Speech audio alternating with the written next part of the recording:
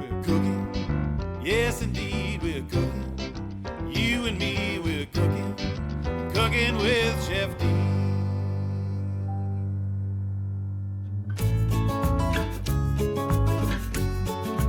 Years ago, I say there would be the 5 mother sauces that we all learned in college and that, but a lot of times now we don't use a bechamel, we don't use flour to thicken our sauces. So I think if you have a simple tomato sauce, you have a really good chicken and vegetable stock that you can kind of incorporate and make other ingredients from, and then finally have a cream sauce, and could be like an Alfredo, or it could be just a cream with white wine and onions, and then you just add to it, right? And that just kind of takes you to a whole different level, and it also makes the recipe become yours, because when you add different ingredients, you go, yeah, I can start doing this, and it tastes really great. Then it becomes your recipe, and you can pass it down.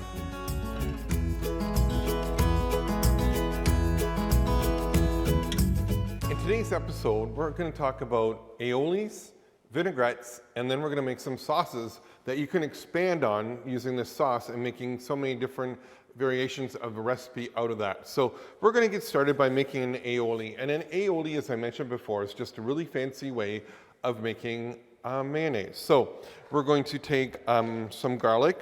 I have a couple cloves of garlic here. We're just going to chop them up. Nothing too crazy. Again, because they're going to get pureed. We're going to add some onion in. I'm going to add some caramelized onion in, as well as some raw onion. So it kind of cuts the flavor a little bit and the pungency and the sulfur of the onions. Now, I have 2 different types of lemons. We have a regular lemon, and we have a Meyer lemon. And a Meyer lemon, which is this one right here, is a combination of really orange and lemon. It gives a really unique flavor to any dish, and also to brightens up. And then of course our regular onions. So I'm thinking today, because we do have the Meyer lemons, is that we're going to use that in our recipe. Have I mentioned how great it is shooting here at the studio kitchen, where I can just reach and find everything? And then the juice goes in.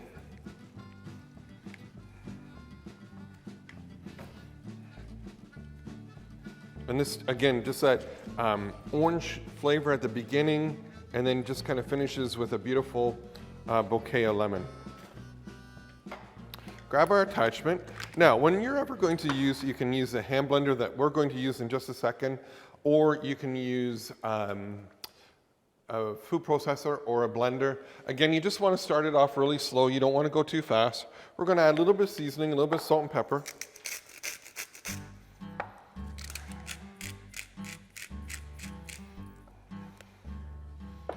Two eggs. As I mentioned before with the key lime pie and that, if you're not so comfortable using raw eggs, you can always use the egg beaters, and they're pasteurized eggs, and they work really nicely together. And then we're going to take, and we're just going to blend this together.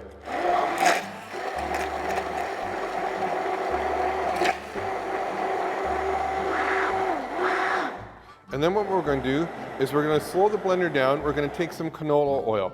Now, when you're using a blender, a food processor, or like the hand blender that we're using today, you want to use canola oil or sunflower oil, or even peanut oil if you can still have it. You don't want to use olive oil in this, because as the heat of the blade going around will make your olive oil taste really bitter. So we're slowly going to add this in.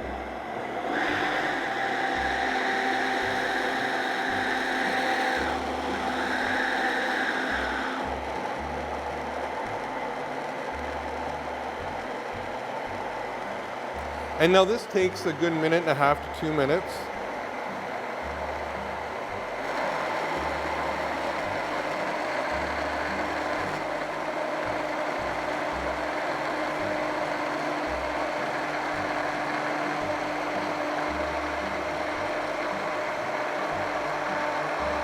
We're almost there. And we know when you're done is when the oil starts to pool on top, just like it is right now.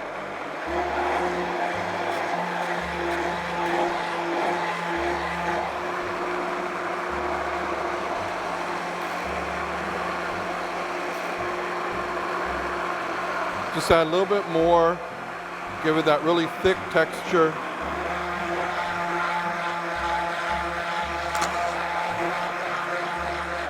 And there you have it.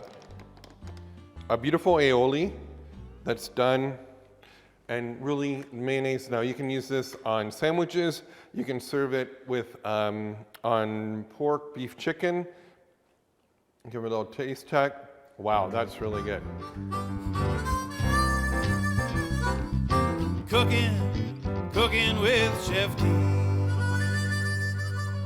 You know, it takes a special person to work behind the scenes and do all the great things and make it look perfect all the time. Chef Rachel Clark, thank you so much. So what's your favorite part of the filming process, or what did you learn from it?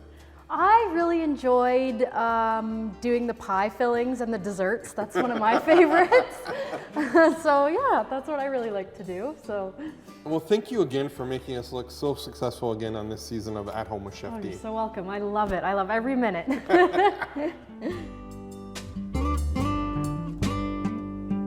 Vinaigrettes. Simple, okay, I say simple a lot.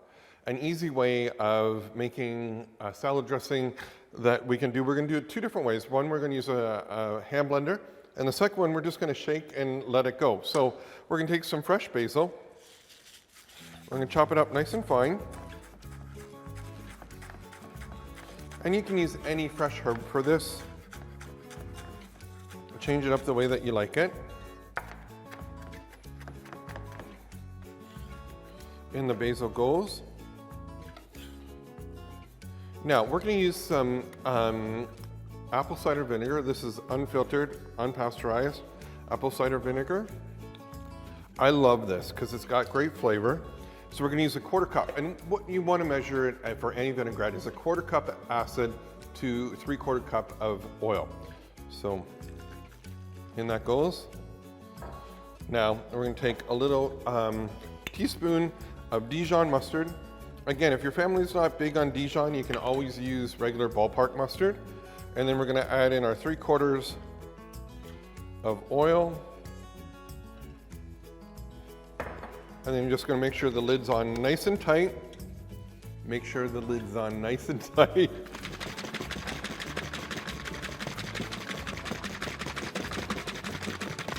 Give it a good shake. And then what that does is that actually the mustard adheres to the oil, which then adheres to the acid, then it kind of all keeps together. Because sometimes you'll see that it'll float to the top and change around. With the mustard, it holds it nicely together. The other one is now a little bit of a thicker vinaigrette. So we're going to take, again, the same amount of basil.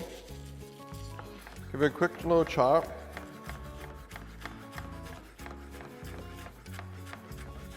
And this we don't have to chop as fine as the other one because we're going to use a hand blender for this.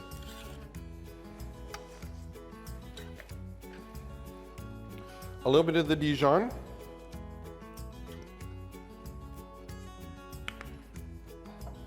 A 1/4 cup of the apple cider vinegar. And again, I just love this. It's my fave. And then what we're going to do, take our hand blender.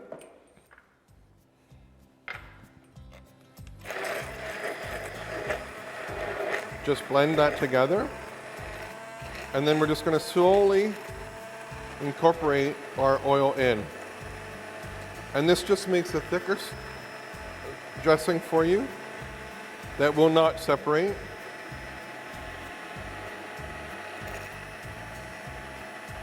And this is great if you're doing maybe a medley of grilled vegetables. This kind of dressing just kind of holds on, and it's just beautiful. You can just start seeing it thicken up right now.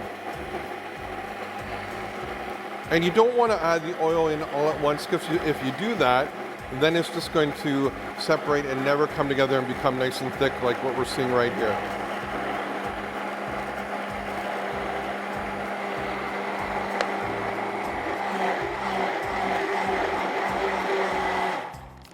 And there you have it. 2 simple ways to make a great salad dressing vinaigrette. And again, this will stay together. This one, you'll see a little bit of separation, but it works beautifully. cooking with Chef D. Oh, the first time I made a sauce that I was really proud of. This goes way back in the bowels of my mind. It probably would have been the Alfredo sauce, the first sauce that I made that I was really proud of when it worked and I didn't put too much cheese in, it wasn't too rich, and just kind of complemented with what I was doing.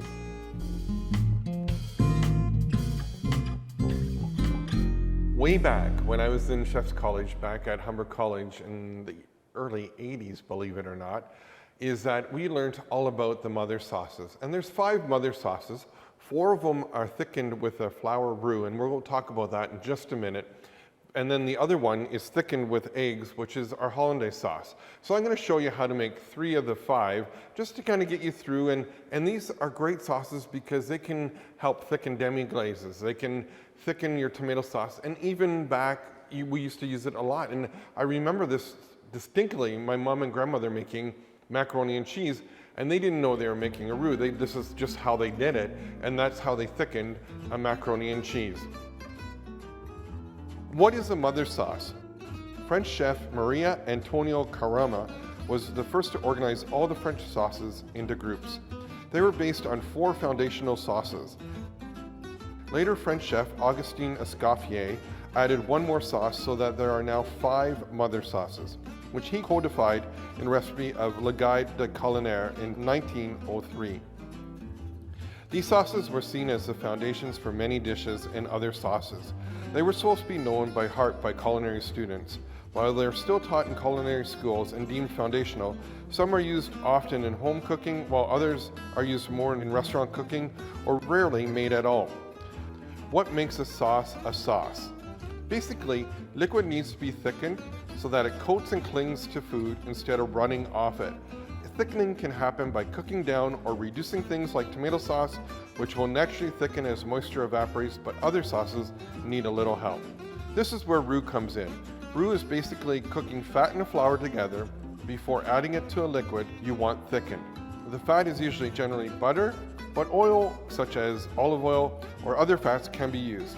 The fat and flour cook together briefly to cook out some of the floury pastry flavor in the flour, and in southern cooking, the roux is actually cooked until very dark to add a nutty, toasty flavor.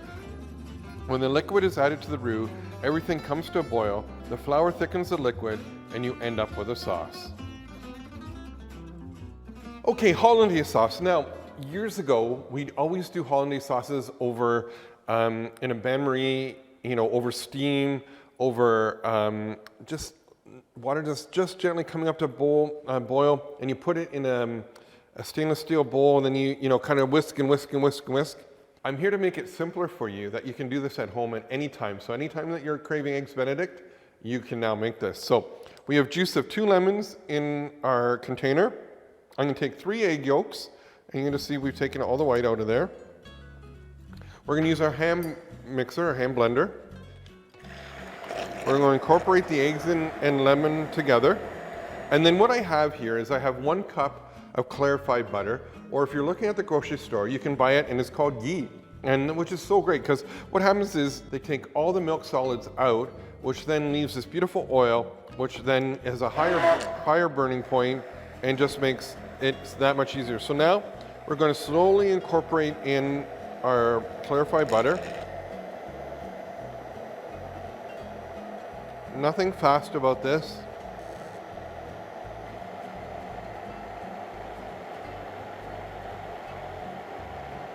Again, this is just the oil attaching to the egg protein.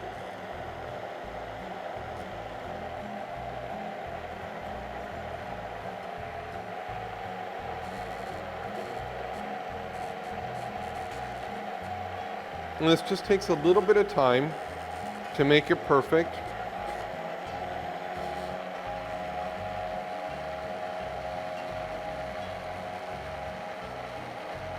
You want to be really patient with this.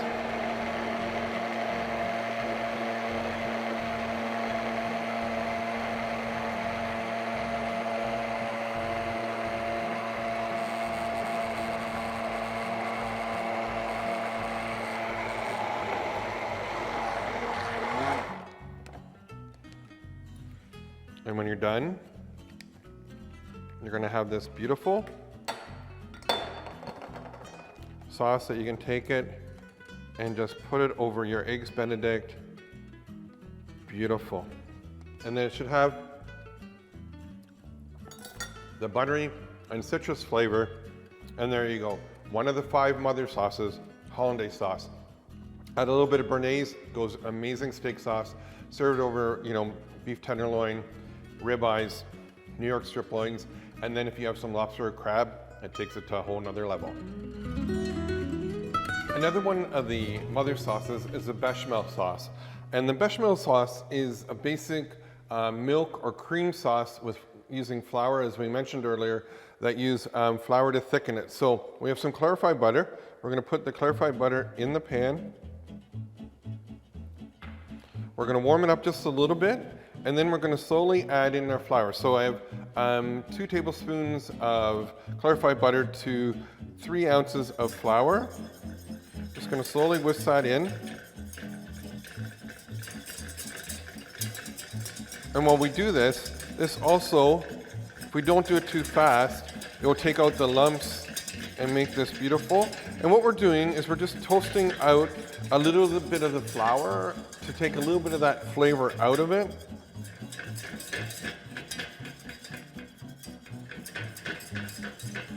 Now, of course, if you have some gluten insensitivities right now, or sorry, insensitivities, gluten sensitivities, this is not the sauce for you. Stir that together. And just let it warm up.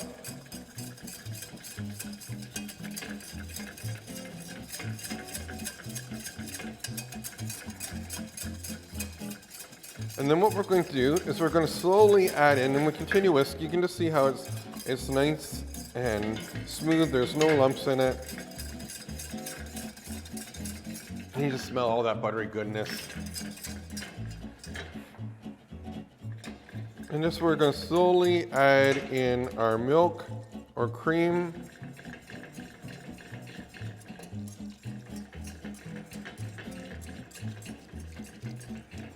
We want to have the heat down to about medium low.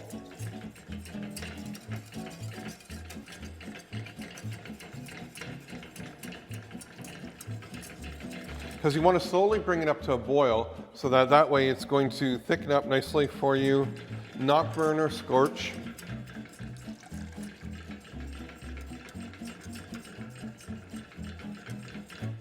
And now we're just going to continue whisking it until it comes up to a boil. And this is where the magic is starting to happen. It's starting to thicken up really nicely now. We'll continue stirring it. There we have it. Take it off the heat, and you have a beautiful roux. Now, this is very plain tasting, not a lot of flavor to it. We're just tasting the flour and the butter. Tastes amazing that way, but just so you know, very basic, and we're gonna add to this. So we have our beautiful bechamel sauces just kind of thickened up really nicely. And again, like I said to you, very plain sauce to begin with, and then you can add something to it and just kind of brightens it up. Years ago, my mom didn't know she was actually making it, but this is how she used to make her cheese sauces and her mac and cheese. So we're going to take some amazing Bothwell smoked Gouda and pepper cheese that we've just grated up. So again, lots of flavor adding to it. We're going to melt that in.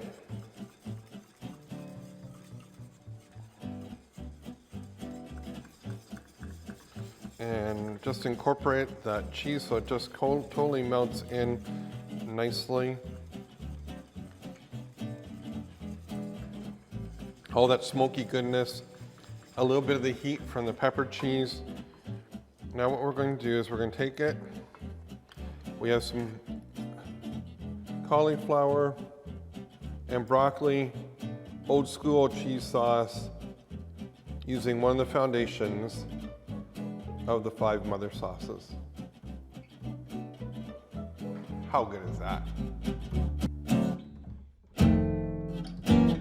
Another one of the mother sauces is the tomato sauce. And the tomato sauce is a very simple sauce to make. Now, again, years ago, we would have put flour and thickened up. But now what we can do is we can actually reduce it down, and then the tomatoes naturally thicken. So we're gonna add about 2 tablespoons of olive oil to our pan, and then make sure the olive oil gets nice and warm. And while we're doing that, we're gonna chop a few cloves of garlic. We're gonna chop a few cloves of garlic.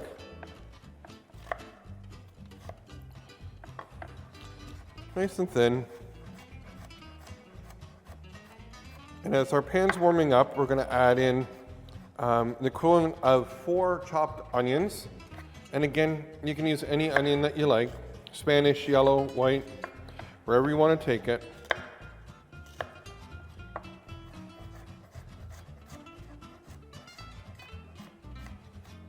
And then we have just over 3 liters of tomatoes, and these are diced Italian tomatoes. You want to hear that sizzle. And we'll put the onions in first, then we're going to add our garlic. You don't want to add the garlic first because you can burn it. And not that there's a lot of, there's a lot more worse things out there in the world than burnt garlic, but you know what I'm saying.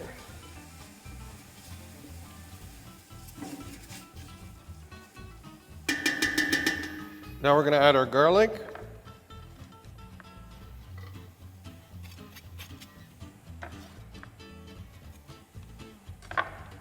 Give it a quick stir. And what we're going to do is we're going to saute this off until the onions become translucent, which doesn't take that long, about 3 to 5 minutes. In real time, not TV time.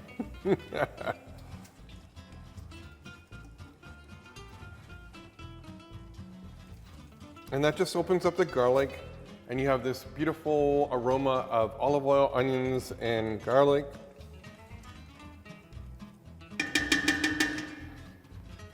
We're going to slowly add in our tomatoes.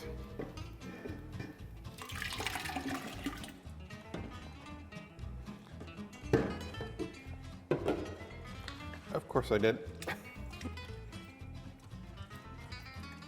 Now what we're going to do is we're going to bring this up to a gentle boil, and then we're going to finish it by letting it simmer out. And what that means is we're going to take all that extra water that the tomatoes are going to give up, and we're going to evaporate that off so you have a thick, beautiful tomato sauce. This will probably take in real time between 1.5 hours and 2 hours.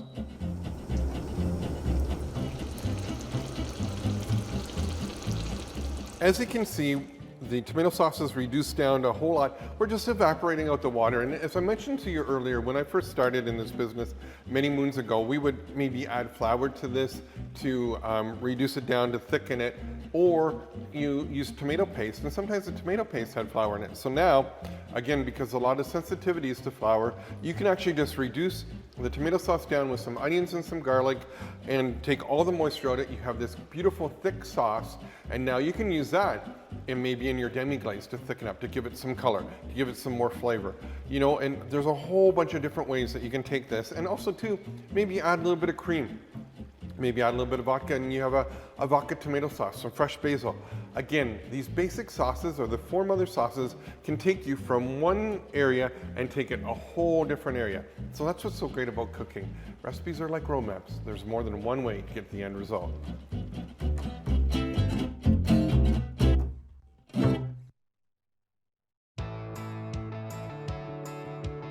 Look at that.